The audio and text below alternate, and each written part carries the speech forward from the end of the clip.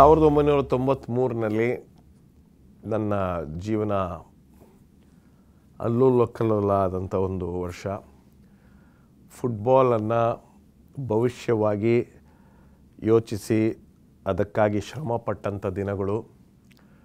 ಅದಾದಮೇಲೆ 1993 ಜನವರಿ 16ನೇ ತಾರೀಕು ಪಾರ್ಶ್ವವಾಯು ಅಥವಾ ಪ್ಯಾರಾಲಿಸಿಸ್ ಆದಂಥ ದಿನ. ಅದನ್ನು ನಾನು ಸ್ಟಾರ್ಟಿಂಗಿಂದ ನಿಮ್ಮೆಲ್ಲರ ಜೊತೆ ಹಂಚ್ಕೊಂಡಿದ್ದೇನೆ. ಈಗ ಒಂದು ಮುಖ್ಯವಾಗಿರ್ತಕ್ಕಂಥ ಒಂದು ಭಾಗಕ್ಕೆ ಆ ಒಂದು ಶ್ರೇಣಿಯಲ್ಲಿ ಬಂದಿದ್ದೀನಿ. ITI ಹಾಸ್ಪಿಟಲ್ನಲ್ಲಿ ಈಗಾಗಲೇ ನಾನು ನಿಮ್ಗೆ ಹೇಳಿದೆ, ಪಾಸ್ಟರ್ ಸ್ಯಾಮ್ಸನ್ ಸವರಿ ಮುತ್ತು ನನ್ನ ಜೀವನದಲ್ಲಿ ಅವರ ಶ್ರೀಮತಿ ಮತ್ತು ಅವರು ಮಾಡಿರ್ತಕ್ಕಂಥ ಉಪಕಾರ.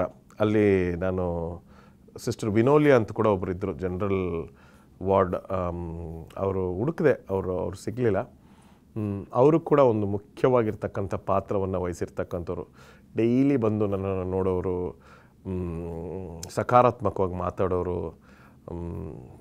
ಆಮೇಲೆ ನಾನು ITI ಹಾಸ್ಪಿಟಲ್ ಎಷ್ಟು ಫೇಮಸ್ ಆಗಿಬಿಟ್ಟಿದೆ ಅಂದರೆ 4 ತಿಂಗಳಿದ್ದೆ ಕಂಟಿನ್ಯೂಸ್ ಆಗಿ, ಒಂದೇ ಸ್ಟ್ರೆಚ್ 4 ತಿಂಗಳು ಇದ್ದಾಗ ಪೇಷಂಟ್ಗಳು ಹೋಗೋರು, ಅಡ್ಮಿಟಾಗಿ ವಾಪಸ್ ಬರೋರು, ನಾನು ಇನ್ನೂ ಅಲ್ಲೇ ಇರ್ತಿದ್ದೆ. ಸೊ ಹಾಗಾಗಿ ಡೆನ್ನಿಸ್ ಅಂದರೆ ಸ್ವಲ್ಪ ಫೇಮಸ್ ಆಗಿಬಿಟ್ಟಿದೆ ITI ಹಾಸ್ಪಿಟಲ್.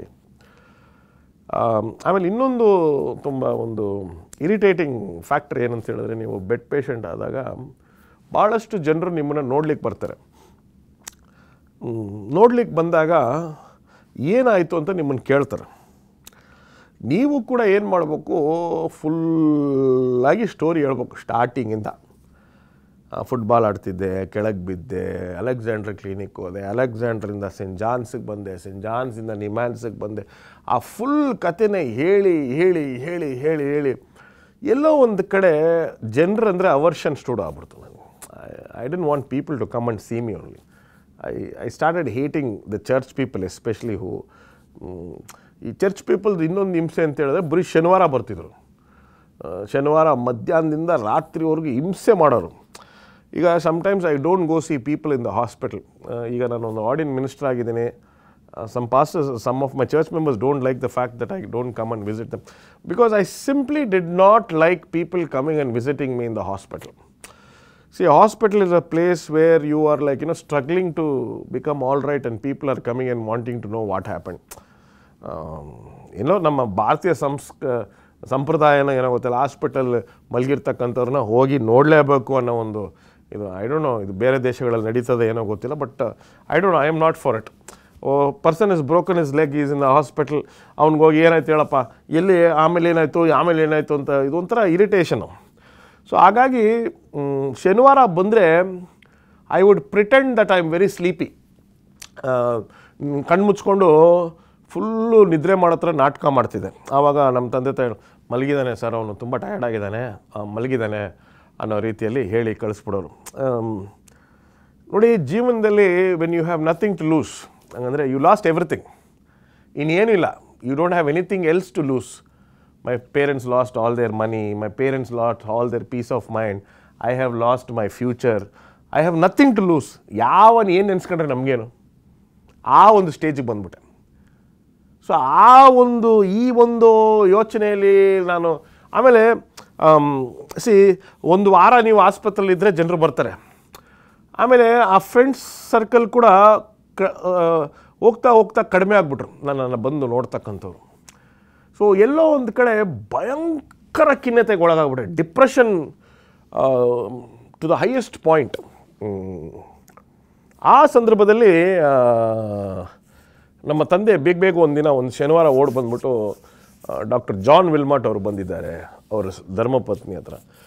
ಯಾವ ವಿಲ್ಮಾಟ್ ಬಂದರೂ ಪರವಾಗಿಲ್ಲಪ್ಪ, ನನಗೆ ನೋಡ್ಲಿಕ್ಕೆ ಇಷ್ಟ ಇಲ್ಲ, ಇದೇ ಆಯ್ತಪ್ಪ ನಾಟಕ ನಿಮ್ಮೆಲ್ಲರದು, ಬರ್ತೀರಾ, ಪ್ರೇಯರ್ ಮಾಡ್ತೀರಾ, ಸರಿಯಾಗ್ಬಿಡುತ್ತೆ ಅಂತ ಹೇಳ್ಬಿಟ್ಟು ಹೋಗ್ತೀರಾ, ನಾನು ಸರಿಯಾಗುತ್ತೆ ಪ್ರೇಯರ್ ಮಾಡಿದ್ದಾರೆ ಅಂತ, ಅಲ್ಲಿ ಏನೂ ಆಗಲ್ಲಪ್ಪ, ದಯವಿಟ್ಟು ಹೋಗ್ಬಿಡಪ್ಪ. ಅದು ಎಲ್ಲೋ ಒಂದು ಕಡೆ ನಮ್ಮ ತಂದೆ ತುಂಬ ರಿಕ್ವೆಸ್ಟ್ ಮಾಡಲೇ, ಇದು ದಿ ಜಾನ್ ವಿಲ್ಮಾಟ್ ಕಣೋ, this is the John Wilmot, pastor John Wilmot. ಅವರು ಧರ್ಮಪತ್ನಿ ಕೂಡ ಕರ್ಕೊಂಡು ಬಂದಿದ್ದಾರೋ. ಅವ್ರು ಯೂಶ್ವಲಿ ಬರೋದೇ ದೊಡ್ಡ ವಿಷಯ, ಅವ್ರ ಹೆಂಡ್ತಿ ಕೂಡ ಬರ್ತಕ್ಕಂಥದ್ದು ಇನ್ನೂ ದೊಡ್ಡ ವಿಷಯ. ಅದು ಹಿಂಸೆ ತಡಿಲಾರದೆ ಒಪ್ಕೊಂಡೆ. ಸೊ ನನ್ನನ್ನು ವೀಲ್ ಚೇರಲ್ಲಿ ಕುಂಡ್ರಿಸಿ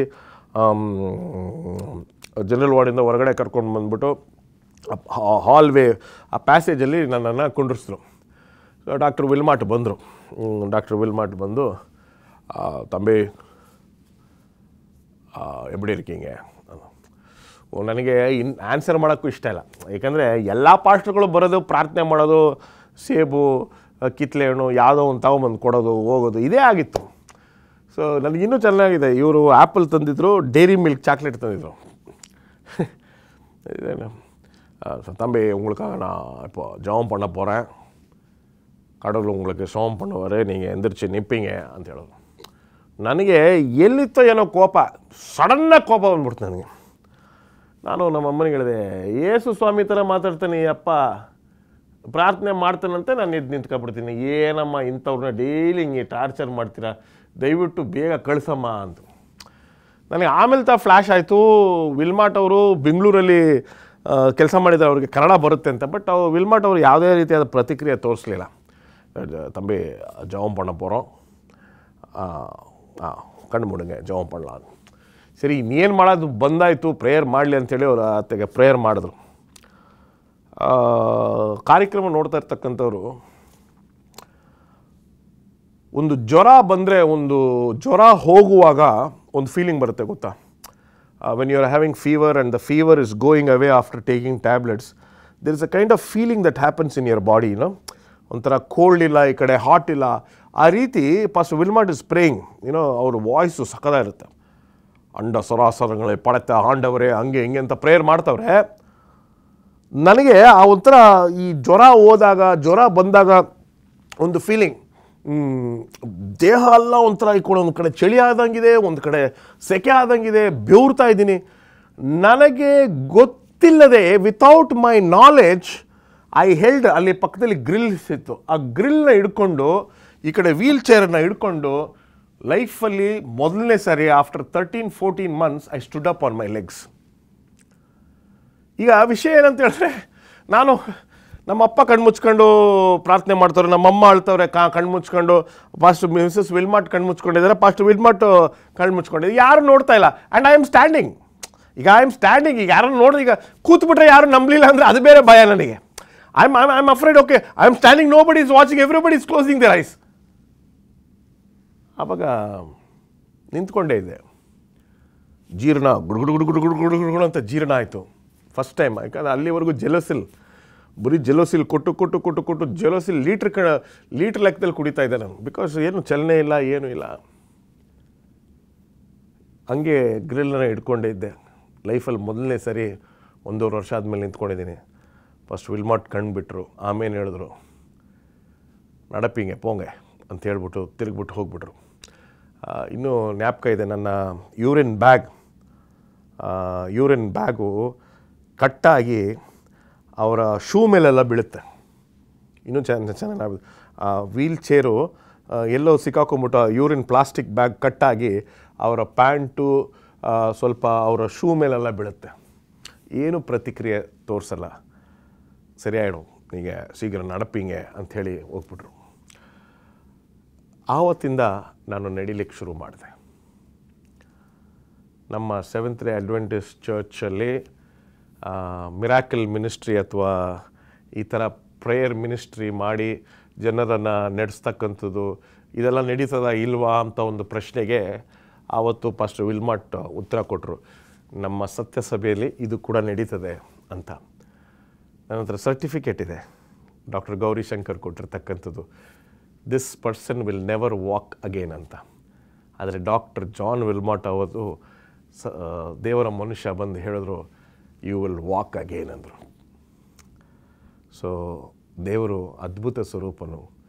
ಡಾಕ್ಟರ್ ಜಾನ್ ವಿಲ್ಮಾಟ್ ಅವರ ಸೇವಕರು, ಅವರ ಮೂಲಕ, ಅವರ ಪ್ರಾರ್ಥನೆಯ ಮೂಲಕ ನಾನು ಎದ್ದು ಇವತ್ತು ನಡೆದಾಡ್ತಾ ಇದ್ದೀನಿ. ದೇವರ ನಾಮಕ್ಕೆ ಸ್ತೋತ್ರವಾಗಲಿ.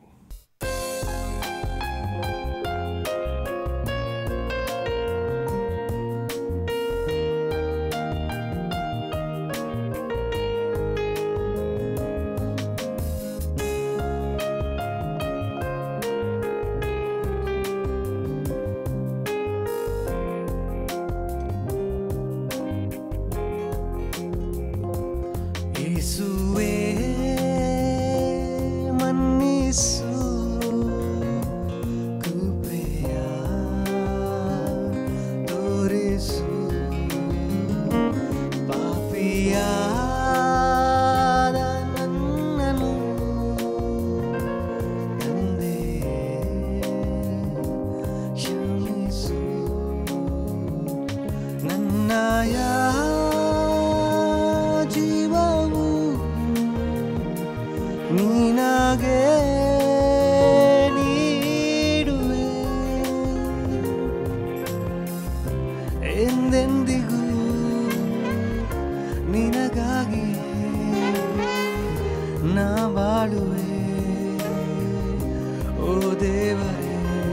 ಯೇಸುವೇ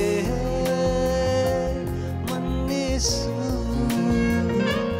ಕೃಪೆಯ ತೋರಿಸು.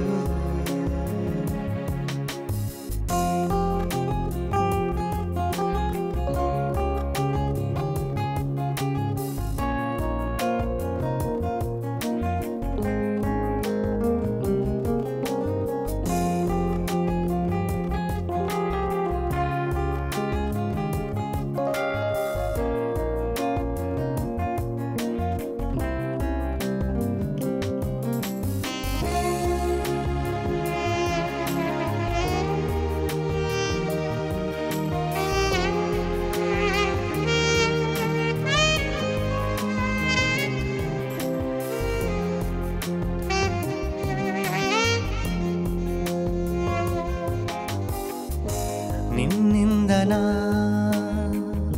ದೂರಾದೆನು, ನಿನ್ನ ಮಾತನ್ನು ನಾ ತ್ಯಜಿಸಿದೆನು. ನಿನ್ನಿಂದ ನಾ ದೂರಾದೆನು, ನಿನ್ನ ಮಾತನ್ನು ನಾ ತ್ಯಜಿಸಿದೆನು. ಸ್ವೀಕರಿಸು ಈ ಪಾಪಿಯನು, ದಯಪಾಲಿಸು ನಿನ್ನ ಕರುಣೆಯನು. ಕನಿಕರಿಸು ಕಟಾಕ್ಷಿಸು ಬಲಪಡಿಸು ದೇವರೇ. ಯೇಸುವೇ ಮನ್ನಿಸು ಕೃಪೆಯ ತೋರಿಸು. ಪಾಪಿಯಾದ ನನ್ನನು ತಂದೆ ಕ್ಷಮಿಸು.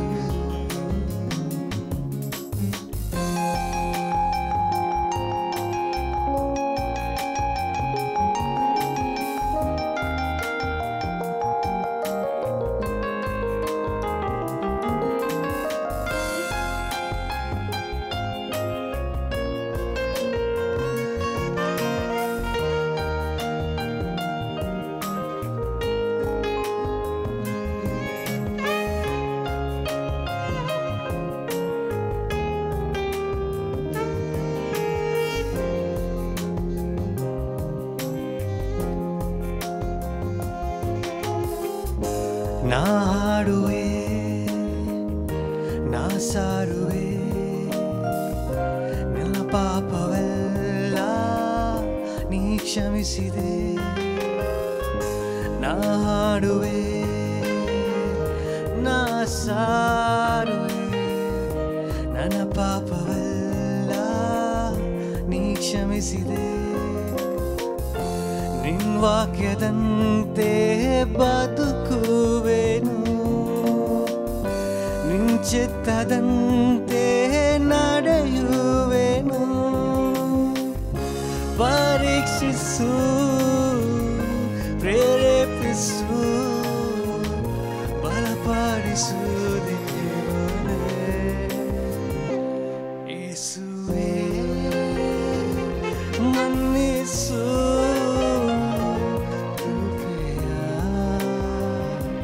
ತೋರಿಸು. ಪಾಪಿಯಾದ ನನ್ನನು ತಂದೆ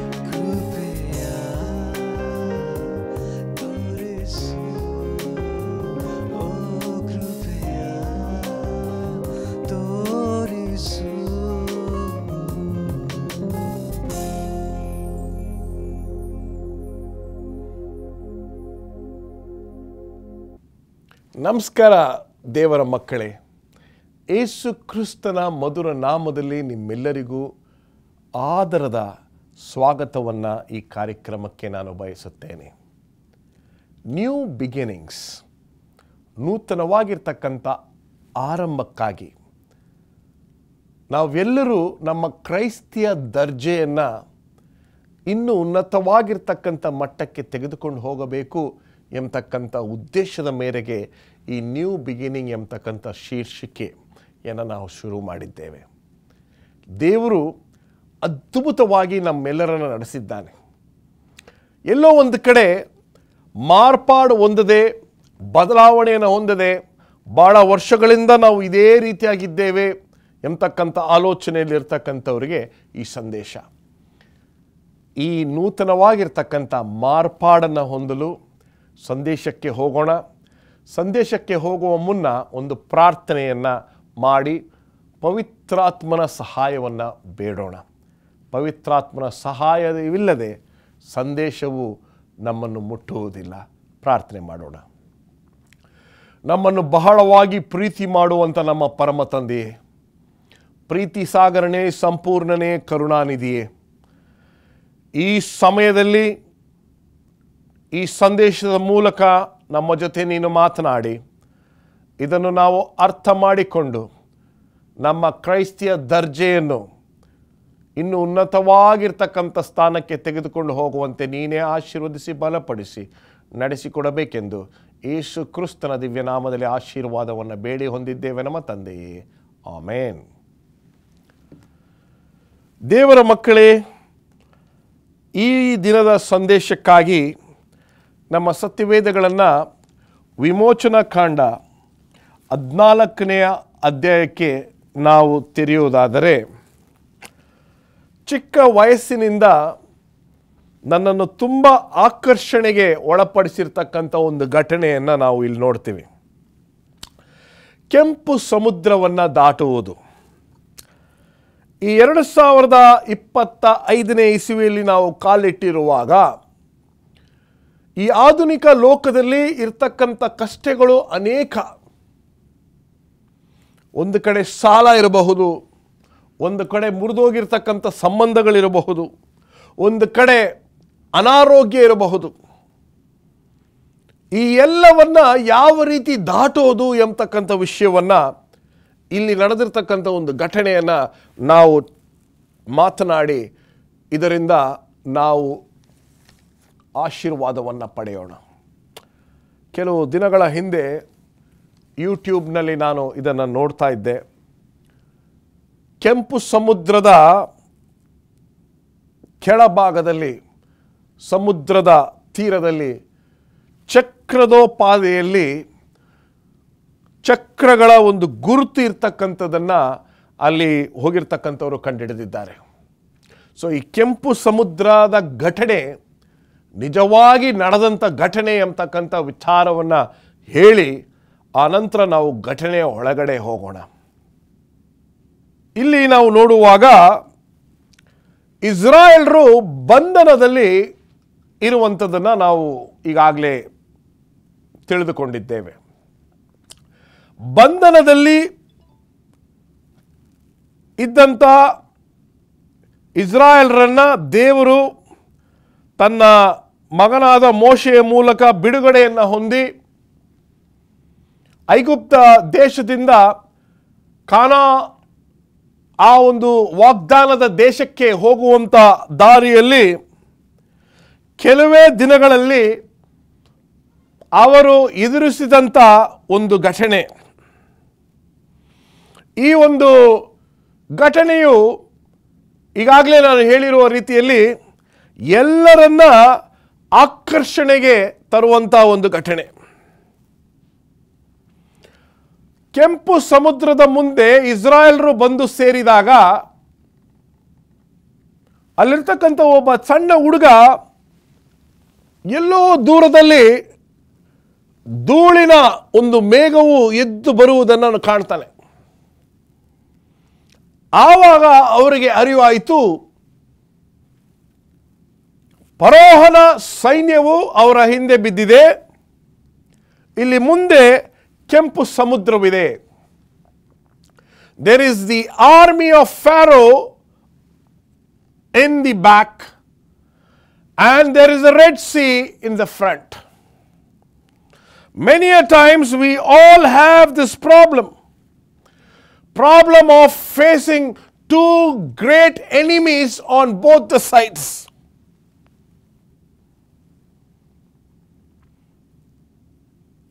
ಎಷ್ಟೋ ಸಂದರ್ಭಗಳಲ್ಲಿ ಯಾವ ರೀತಿ ಯಾವ ಕಡೆ ಹೋಗೋದು, ಯಾರನ್ನ ಹೋಗಿ ಸಹಾಯ ಕೇಳೋದು ಅಂತ ನಾವು ಯೋಚನೆ ಮಾಡುವಾಗ ಈ ವಿಮೋಚನಾ ಕಾಂಡ 14ನೇ ಅಧ್ಯಾಯ 1-4 ನೀವು ಓದಿದ್ರೆ ದೇವರು ಎಂಥ ಅದ್ಭುತ ಸ್ವರೂಪನು ಎಂಬತಕ್ಕಂಥದ್ದನ್ನು ನಾವು ನೋಡೋಣ.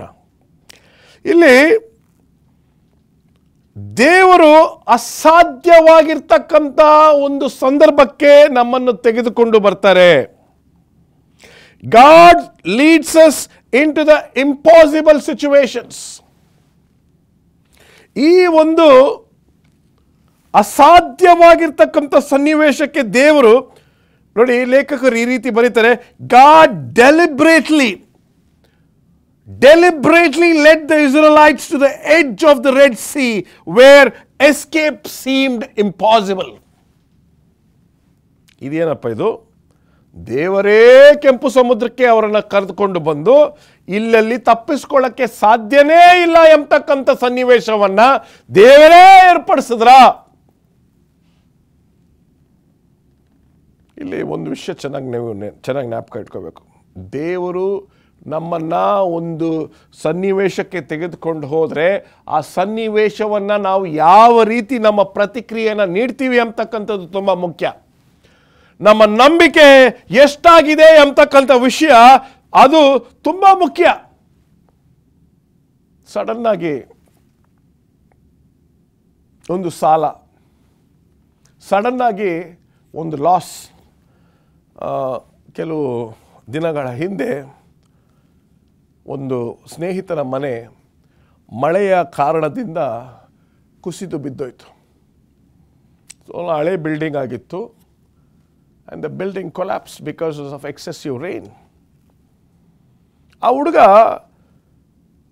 ನಾನು ಆತನನ್ನು ಹೋಗಿ ನೋಡ್ಲಿಕ್ಕೆ ಹೋದಾಗ ಆತನ ಪ್ರಶ್ನೆ ಇದೇ ಆಗಿತ್ತು. ನಾನು ಸಭೆಗೆ ಬರ್ತೇನೆ, ಕಾಣಿಕೆ ಕೊಡ್ತೇನೆ, ಪ್ರಾರ್ಥನೆ ಮಾಡ್ತೇನೆ, ಆರಾಧನೆಯಲ್ಲಿ ಭಾಗವಹಿಸ್ತೀನಿ, ಆದರೆ ನನಗೇ ಯಾಕೆ ಹಿಂಗಾಯಿತು ಅಂತ. ಈಗ ಆ ಸ್ಥಳದಲ್ಲಿ ಒಂದು 4 ಅಂತಸ್ತು ಮಾಡಿ ಕಟ್ಟಿದೆ, ಅದು ಬೇರೆ. ದೇವರು ಒಂದು ಸನ್ನಿವೇಶಕ್ಕೆ ನಮ್ಮನ್ನು ತೆಗೆದುಕೊಂಡು ಬಂದಾಗ ನಾವು ಚೆನ್ನಾಗಿ ಅರ್ಥ ಮಾಡ್ಕೋಬೇಕು. ಅದು ಎಷ್ಟು ಕಠಿಣವಾಗಿದೆಯೋ ಅಷ್ಟು ದೇವರು ಅದರಿಂದ ಹೊರಗಡೆ ಬರ್ಸ್ತಾನೆ. How biggest is the impossibilities, God will make that into a possibility. Man's impossibility is God's possibility. Sometimes God allows us to face the impossible situation to demonstrate His power and grow our faith. ಕಷ್ಟಕರವಾಗಿರ್ತಕ್ಕಂಥ ಸನ್ನಿವೇಶದಲ್ಲಿ ನಮ್ಮನ್ನು ತೆಗೆದುಕೊಂಡು ಹೋಗಿ ನಾವು ಯಾವ ರೀತಿಯಾದ ಪ್ರತಿಕ್ರಿಯೆಯನ್ನು ನೀಡ್ತೀವಿ ಅಂತಕ್ಕಂಥ ಪರೀಕ್ಷೆಯನ್ನು ಕೂಡ ದೇವರು ಮಾಡ್ತಾನೆ, ನಮ್ಮ ನಂಬಿಕೆಯ ಪರೀಕ್ಷೆ. 10 ಉಪದ್ರವಗಳನ್ನು ನೋಡಿ ಇಸ್ರಾಯೇಲ್ರು ನಂಬಿಗಸ್ತರಾಗಿರಬೇಕು ಎಂಬತಕ್ಕಂಥ ಅಂಶವನ್ನು ಮರೆತು ಕೆಲವೇ ದಿನಗಳಲ್ಲಿ ದೇವರು ನಮ್ಮನ್ನು ಯಾವ ರೀತಿ ನಡೆಸಿದ್ದಾನೆ ಎಂಬತಕ್ಕಂಥ ವಿಷಯವನ್ನೇ ಮರೆತಂತ ಇಸ್ರಾಯೇಲ್ರು. ಉಪದ್ರವಗಳು, ಎಂಥ ಉಪದ್ರವಗಳು! ನೀರು ರಕ್ತವಾಯಿತು, ಎಷ್ಟೋ ಉಪದ್ರವಗಳಿತ್ತು. I am very excited about this water turning in to blood among all the plagues. Can you imagine? ಐಗುಪ್ತ ಜನರು, ಅಲ್ಲಿರ್ತಕ್ಕಂಥ ಐಗುಪ್ತ ಜನರು, ರಾಜ್ಯದವರು ಎಲ್ಲರೂ ಹೋಗಿ ಟ್ಯಾಪಲ್ಲಿ ನೀರು ಕುಡಿದ್ರೆ ರಕ್ತ ಬರ್ತದೆ. ಇಷ್ಟೆಲ್ಲ ಮಾಡಿದಂಥ ದೇವರನ್ನ ಕೆಂಪು ಸಮುದ್ರದ ಆ ಒಂದು ತೀರದಲ್ಲಿ ನಿಂತ್ಕೊಂಡು ಮರಿತಾರೆ ಇಸ್ರಾಯೇಲ್ರು. Many a times we forget how the Lord has led us in the past. 2023, I led you, he says. 2022, I led you, he says. 2021, I led you. During Corona, I led you.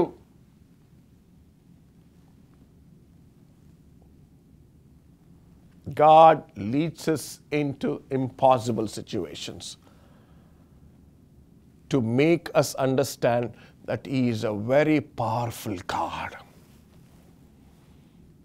ಎರಡನೇದು, ನಂಬಿಕೆ ಮತ್ತು ಭಯ. 14ನೇ ಅಧ್ಯಾಯ 10-12. Israelites cried out in fear, doubting God's plan and wanting to return to Egypt. ಇಸ್ರಾಯೇಲ್ರು ದೇವರ ಮಕ್ಕಳು, ಆಯ್ಕೆ ಆಗಿರ್ತಕ್ಕಂಥ ಮಕ್ಕಳು ಕೆಂಪು ಸಮುದ್ರದ ಮುಂದೆ ನಿಂತು, ಅಲ್ಲಿ ಸಮಾಧಿಗಳಿಲ್ಲ ಇರಲಿಲ್ಲವೇ ಮೋಶೆಯೇ, ಇಲ್ಲಿ ನಮ್ಮನ್ನು ಜಲಸಮಾಧಿ ಮಾಡಬೇಕು ಎಂದು ಕರೆದುಕೊಂಡು ಬಂದಿದ್ದೀಯಾ ಎಂಬತಕ್ಕಂಥ ವಿಚಾರವನ್ನು ಕೇಳುವುದನ್ನು ನಾವು ನೋಡ್ತೇವೆ. ಎಷ್ಟೋ ಸಂದರ್ಭಗಳಲ್ಲಿ ನಾವು ಕೂಡ ಈ ರೀತಿಯಾಗಿ ಅಲ್ಲಿ ಸಮಾಧಿಗಳಿಲ್ಲ ಇರಲಿಲ್ಲವೇ, ನಮ್ಮನ್ನು ಇಲ್ಲಿ ಕರೆದುಕೊಂಡು ಬಂದಿದ್ದಿ.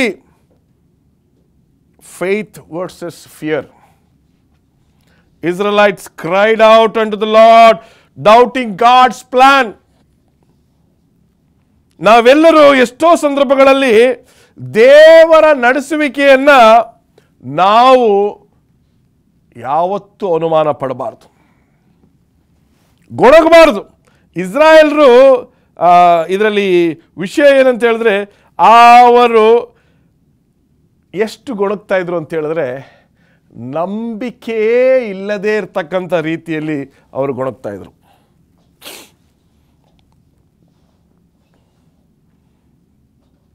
ಮೊದಲನೇದು, ದೇವರು ನಮ್ಮನ್ನು ಅಸಾಧ್ಯವಾಗಿರ್ತಕ್ಕಂಥ ಸಂದರ್ಭಕ್ಕೆ ತೆಗೆದುಕೊಂಡು ಹೋಗಿ ಕೈ ಬಿಡೋದಿಲ್ಲ ಎಂಬತಕ್ಕಂಥದ್ದು. ಎರಡನೇದು, ನಂಬಿಕೆನ ಭಯಾನ. Is it fear or faith is the question that we need to ask ourselves. ಮೂರನೇ ಅಂಶಕ್ಕೆ ಬರೋಣ. ದೇವರ ಆಜ್ಞೆಯು ನಂಬಿಕೆಯಿಂದ ನಿಂತು ಆತನ ನಡೆಸುವಿಕೆಯನ್ನು ನೋಡಿ. 14ನೇ ಅಧ್ಯಾಯ 13-14ನೇ ವಚನ ಮೋಶೆ ಹಿಂಗೆ ಹೇಳ್ತಾನೆ, ಭಯಪಡಬೇಡಿ, ನಿಂತುಕೊಂಡು ದೇವರು ನಿಮ್ಮನ್ನ ಈ ದಿನದಲ್ಲಿ ಯಾವ ರೀತಿ ನಡೆಸುತ್ತಾನೆ ಎಂಬತಕ್ಕಂಥದ್ದನ್ನು ನಿಮ್ಮ ಕಣ್ಣಾರೆ ನೋಡ್ರಿ. Do not be afraid, stand firm and you will see the deliverance the Lord brings you today. ಸಾಲ, ಕೆಲಸ, loss. Faith requires to trust in the timing of God ಅಂತ ಹೇಳ್ತಾರೆ. What is faith? Faith is trusting in the timing of God. ನಂಬಿಕೆ ಅಂದರೆ ಅಂತ ಹೇಳಿದ್ರೆ ದೇವರ ಸಮಯದ ಮೇಲೆ ನಂಬಿಕೆ ಇಡ್ತಕ್ಕಂಥದ್ದು. ತನ್ನ ಸಮಯದಲ್ಲಿ ಎಲ್ಲವನ್ನ ಸುಂದರವಾಗಿ ರೂಪಿಸಿಕೊಡುವಂಥ ದೇವರಾಗಿದ್ದಾನೆ. ನಾವು ಏನು ಮಾಡೋದು ಬೇಕಾಗಿಲ್ಲ. ದೇವರು ಹೇಳ್ತಾನೆ, ನಿಮ್ಮಲ್ಲಿರ್ತಕ್ಕಂಥ ತೊಂದರೆಗಳನ್ನು ನೀವು ಏನು ಮಾಡಕ್ಕೆ ಹೋಗಬೇಡಿ, ನಾನು ಎಲ್ಲವನ್ನ ಸರಿಪಡಿಸ್ತೀನಿ. ನಾನು ನಿಮ್ಮನ್ನ ಒಣ ನೆಲದಲ್ಲಿ ನಡೆಯ ಮಾಡ್ತೇನೆ ಅನ್ನೋ ರೀತಿಯಲ್ಲಿ. ಒಂದು ವಿಷಯ ಚೆನ್ನಾಗಿ ನೀವು ಜ್ಞಾಪಕ ಇಟ್ಕೊಳ್ಳಿ. ದೇವರು ಆ ಕೆಂಪು ಸಮುದ್ರವನ್ನು 2 ಭಾಗವಾಗಿ ಮಾಡ್ತಕ್ಕಂಥದ್ದು ಖಂಡಿತವಾಗ್ಲೂ ಅವರು ಕನಸಿನಲ್ಲೂ ನೆನೆಸಿಲ್ಲ. Even in their dreams, they did not probably imagine that God will part the Red Seas. ಇದು ಸಾಧ್ಯನೇ? ಇದು ಸಾಧ್ಯನಾ? ಆ ಕೆಂಪು ಸಮುದ್ರವನ್ನು 2 ಭಾಗವಾಗಿ ಮಾಡಿ ಒಣನೆಲದಲ್ಲಿ ನಡ್ಕೊಂಡು ಹೋಗ್ತಕ್ಕಂಥದ್ದನ್ನು ನಾವು ನೋಡ್ತೇವೆ. ಮೊದಲನೇದಾಗಿ ದೇವರು ನಮ್ಮನ್ನು ಕಷ್ಟಕರವಾಗಿರ್ತಕ್ಕಂಥ ಸಂದರ್ಭಕ್ಕೆ ಒಳಪಡಿಸಿ ತನ್ನ ಶಕ್ತಿಯನ್ನು ಪ್ರದರ್ಶನ ಮಾಡ್ತಾನೆ. ಎರಡನೇದು, ನಾವು ಭಯಪಡ್ತೀವ, ನಂಬಿಕೆಯಿಂದ ಮುಂದೆ ಹೋಗ್ತೀವ ಅಂತ. ಮೂರನೇದು, ನಾವು ನಿಂತು ದೇವರು ನಮ್ಮನ್ನು ಕಾಪಾಡುತ್ತಾನೆ. ನಾವು ಏನು ಮಾಡೋದು ಬೇಕಾಗಿಲ್ಲ. ನಂಬಿಕೆಯಲ್ಲಿ ನಿಂತ್ಕೊಂಡ್ರೆ ದೇವರು ಆತನು ಮಾಡಬೇಕಾಗಿರ್ತಕ್ಕಂಥ ವಿಚಾರಗಳನ್ನು ಮಾಡ್ತಾನೆ. ಇಲ್ಲಿ ಒಂದು ವಿಷಯ ಚೆನ್ನಾಗಿ ಅರ್ಥ ಮಾಡ್ಕೋಬೇಕು. God has the power to deliver us from a situation. 2025 you have a problem and God has the power to deliver it. 2025ನೇ ಇಸವಿಯಲ್ಲಿ ನೀವು ಕಾಲಿಟ್ಟಿದ್ದೀರಾ. ನಿಮ್ಮ ಜೀವನದಲ್ಲಿರತಕ್ಕಂಥ ಎಲ್ಲ ಕಷ್ಟಗಳನ್ನು ದೇವರು ತನ್ನ ಶಕ್ತಿಯ ಮೂಲಕ ಅದನ್ನು ಸರಿಪಡಿಸುತ್ತಾನೆ. ದೇವರು ಆವತ್ತು ಅದೇ, ಇವತ್ತು ಯಾವತ್ತೂ ಮಾರ್ಪಾಡಾಗದೇ ಇರತಕ್ಕಂಥ ದೇವರು. God is the same yesterday, today and forever because he specializes in making a way for his people. ನಿಮಗೆ ಒಂದು ಅದ್ಭುತವಾಗಿರ್ತಕ್ಕಂಥ ಒಂದು ಸಾಕ್ಷಿಯನ್ನು ಹೇಳ್ತೇನೆ. ನಾನು ಜೀವನದಲ್ಲಿ ಎಷ್ಟೋ ಕಷ್ಟಗಳನ್ನು ಆರೋಗ್ಯದ ವಿಚಾರವಾಗಿ ನಾನು ಎದುರಿಸಿ ನೋಡಿದಾಗ ಎಲ್ಲ ಸಮಯದಲ್ಲೂ ಯಾರನ್ನಾದರೂ ಕಳಿಸಿದ್ದಾನೆ ದೇವರು. God has sent somebody for my help all throughout my life. There is always somebody for me. God's appointed people have always been there in my life. ದೇವರು ಆಯ್ಕೆ ಮಾಡಿ ನನ್ನ ಸಹಾಯಕ್ಕಾಗಿ ಎಷ್ಟೋ ಜನರನ್ನು ನನ್ನ ಜೀವನದ ಆದಿಯಲ್ಲಿ ಕಳಿಸ್ಕೊಟ್ಟಿದ್ದಾನೆ. ಮುಂದೆ ಹೋಗೋಣ. God's justice over our enemies. ನಮ್ಮನ್ನ ವೈರಿಗಳ ಮುಂದೆ ಎದ್ದಿ ನಿಲ್ಲಿಸ್ತಾರೆ 2025ನೇ ಇಸವಿಯಲ್ಲಿ. God will make us stand in front of our enemies. 14ನೇದು 23ರಿಂದ 28 ದೇವರು ಫರೋಹನ ಸೈನ್ಯವನ್ನು ಜಲಸಮಾಧಿಯನ್ನು ಮಾಡುವುದನ್ನು ನೋಡ್ತೇವೆ.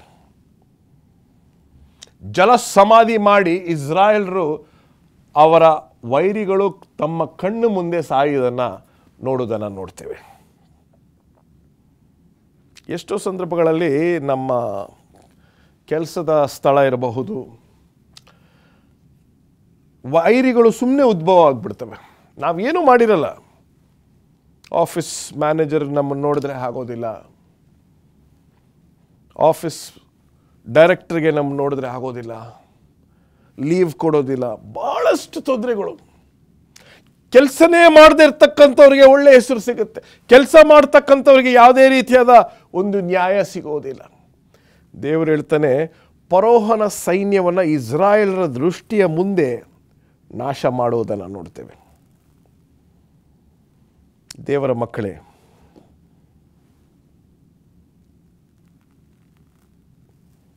ದೇವರ ಮೇಲೆ ನಂಬಿಕೆ ಇಡ್ರಿ.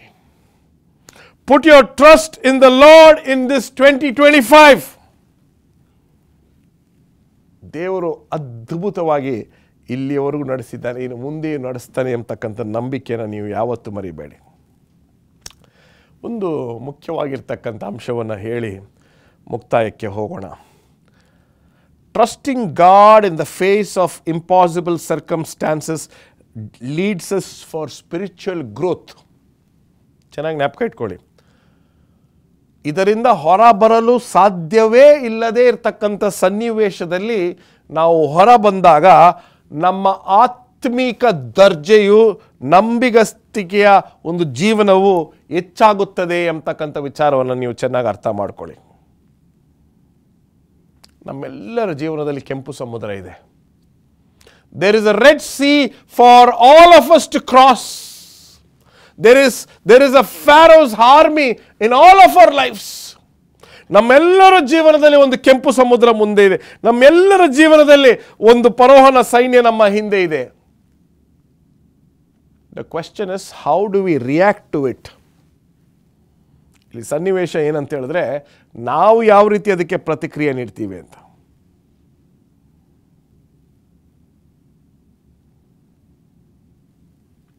ಈ ಕಾಕ್ಸ್ಟೋನ್ ಪಕ್ಕದಲ್ಲಿರ್ತಕ್ಕಂಥ ಆರ್ಮಿ ಸೆಟಲ್ಮೆಂಟ್, ಅಲ್ಸೂರ್ ಲೇಕ್ ಪಕ್ಕದಲ್ಲಿ ಒಂದು ಬೋರ್ಡನ್ನು ಹಾಕಿದ್ದಾರೆ ಆರ್ಮಿನವರು. ಏನು ಹಾಕಿದ್ದಾರೆ ಅಂದರೆ board, we go to any place in any road, if there is no road we make the road ಅಂತ ಬರೆದಿದ್ದಾರೆ ಅವರು. ಅದಂಗಂದರೆ ಅವರು ಎಲ್ಲಿ ಬೇಕಾದರೂ ಹೋಗ್ತಾರೆ, ಹೋಗೋಕ್ಕಾಗಲಿಲ್ಲ ಅಂದರೂ ಅಲ್ಲಿ ಒಂದು ರಸ್ತೆ ತಯಾರು ಮಾಡಿ ಹೋಗ್ತಾರೆ ಅನ್ನೋ ರೀತಿಯಲ್ಲಿ ಒಂದು ಬೋರ್ಡ್ ಹಾಕಿದ್ದಾರೆ. ದೇವರು ನಮಗೂ ಕೂಡ ಅದು ತಾನೇ ಹೇಳ್ತಾ ಇದ್ದಾನೆ. I will make a way for you where there is no other way. ಒಣಭೂಮಿಯಲ್ಲಿ ನದಿಗಳನ್ನು ಮಾಡುತ್ತೇನೆ. I will bring water in the wilderness.